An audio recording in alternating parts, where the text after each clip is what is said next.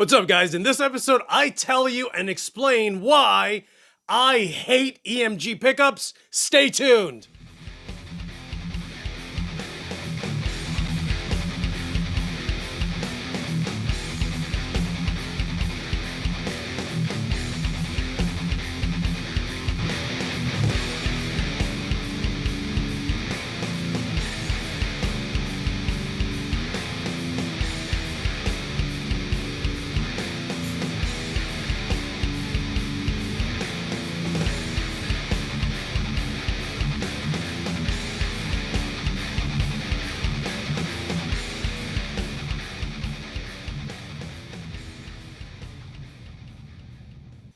What is up, you guys? It's your boy, Torres, and yes, I seriously dislike EMG pickups. But funny enough, I've had a ton of guitars that had them, and at some point, either two things happened. Either I found myself not using that guitar, or I would end up finding that I would spend time, swapping out dead batteries. And that's kind of really the gist. So, as an active pickup, EMGs will go ahead and any little tiny beep, boop, beep, any little tiny string noise that comes out of it, dude, it amplifies it 1,000 times over. For me, it almost sounds a bit robotic, right? So fast forward and I end up with all these guitars that I would buy, and they already had EMGs in them, and in one shot I ripped them all out. Like, I have EMG 81s, 66s, and 85s all over the place in boxes. Like, literally, I was just like, I'm done. Yanked them all out, put them in a box, got all these different passive pickups, and that's where I have been for some time. Now, if you love active, it could be because you don't like passive. And a lot of guys are going to be like, what's up, kid? I did the same thing and yanked out all of these terrible EMGs and swapped them out for passives. But passive pickups have their own issues, right? So in comes my buddy Steve, and he's like, hey, have you ever used any of these kits that you can I don't know how you would set it up with an EMG pickup? For me, it always seemed that if you wanted, 18 volts, you have to somehow yank out your electronics, add stuff in there, and then it works better, right? I've been hearing that for ages. But because this guy right here isn't fond of EMGs, I never took that on. And like I said, I yanked them all out and decided, whatever. So my buddy Nick Williams, who I know I've mentioned a bunch of times, he's one of my military brothers, I went ahead and bought his 1993 ESP M2, and it is this one right here. It's my red EMG with a flame top. And the rarity of it is that the top, and you can probably see, is a 1/2 inch thick, which is rare. I actually told him not to sell it because I was pretty certain that it had to belong to some artist back in 1993. I mean, even the headstock is a matching red flame also. And luckily enough, he's like, I'm going to sell it. I'm going to sell it to you, though. So I ended up buying this because he hated the fact that it was humbucker, single humbucker, and this EMG actually is really high. So even if you screw it as far down as you want, when you're picking, you actually hit the single coil, which took me about a day to kind of get used to. But this has EMG pickups. But for some reason, this sounded a lot better than the previous EMGs that I had. So my buddy Ruben, who is one of the touring guitarists for Leeway, was like, dude, just take a look at the pots, see if they are the regular EMG pots, or if they, if they were swapped out for something larger. Just because when you buy the kits, the way EMG saves money is they get you cheap potentiometers. And sure enough, they had actually changed these. So it sounds different than your typical EMG, which is the reason why I kept them in there. So my buddy Steve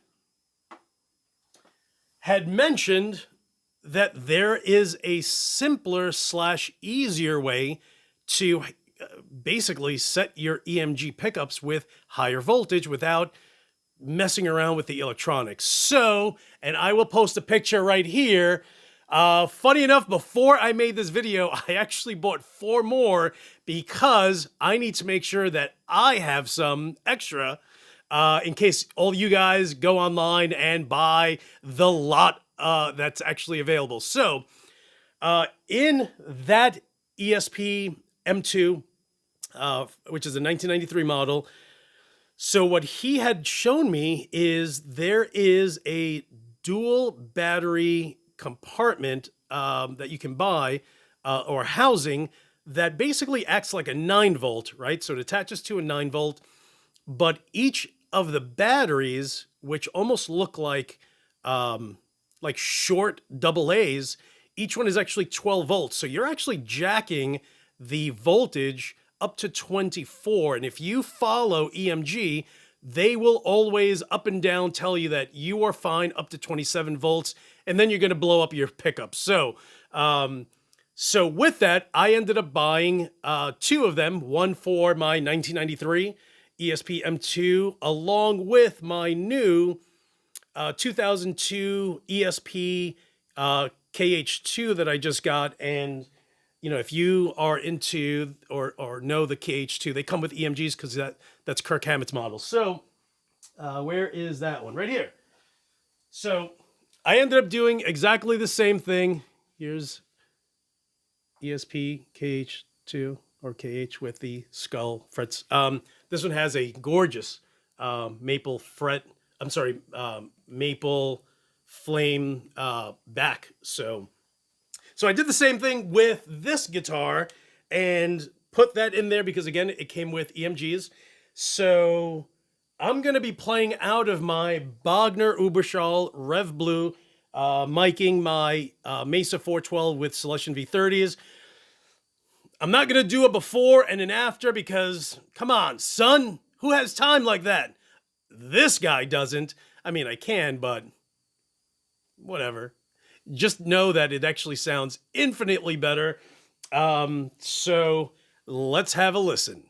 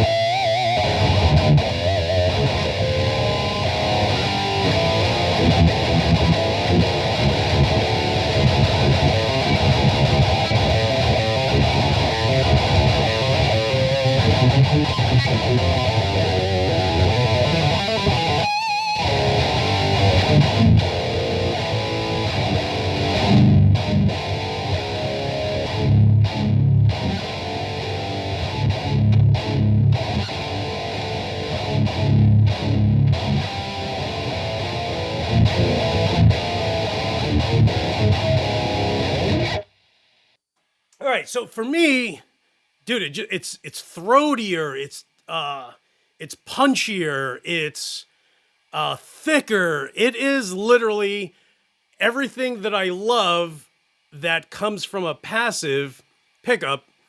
But the problem with the passive pickup is it's not as in your face, right? Like, there's a pro and con with pickups, whether they're passive or active. Active doesn't have necessarily the punch in your throat. It almost sounds a little robotic, a little fake-ish, right? And passive sounds like, like you have to hit your strings harder to kind of get that punch in your face kind of feel. So ironically enough, once you use that battery pack and you jump from 9 volts, bypass 18, right? Because everyone talks about 18, and we're now at 24. It almost breathes like this new life that's crazy. Listen, so much so that I'm actually considering some of my favorite guitars, swapping those out with EMGs, because again, I have a bunch, swapping them out and getting this extra, pack, which again, like I said, I bought a bunch. So you guys click on the description below and I will put a link to the exact seller that I bought my first ones from, and who I just bought the additional ones right before I made this video. So I'm gonna switch out from my 2002 ESP KH2 over to my 1993 ESP M2 Custom, and let's have a listen with that one.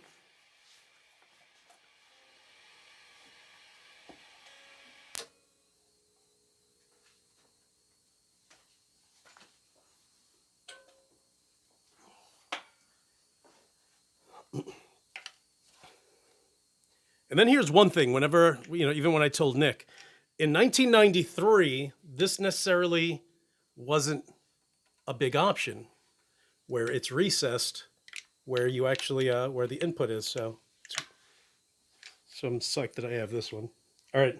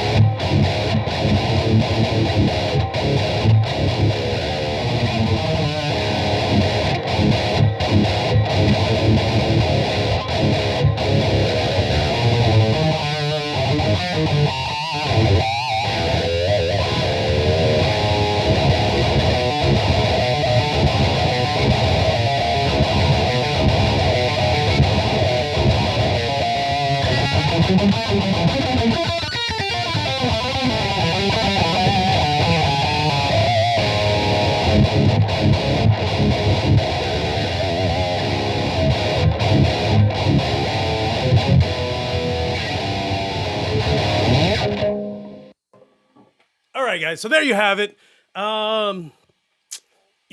What did clickbait, whatever, you know what I'm saying? It's kind of, but not really, because I wanted to explain why I hated EMGs and blah, blah, blah. And, there's something that you can use that'll make your EMGs sound better, so you don't have to yank out your EMGs. But if you're into passives and you don't like EMGs for a certain reason, try this little thing. It's only $10.